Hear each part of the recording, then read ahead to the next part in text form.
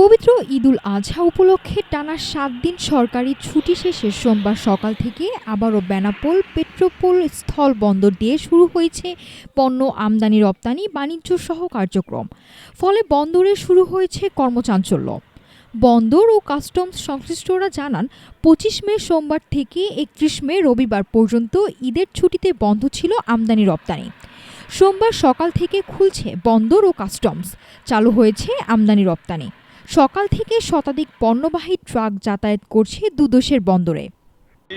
Court চালু হলো ৮ দিন পরে আমরা আসছি। আজকে আমরা এসে বেশ খুশি আছি। আজকে এদের ছুটি কাটালাম, দিন ছুটি পেলাম।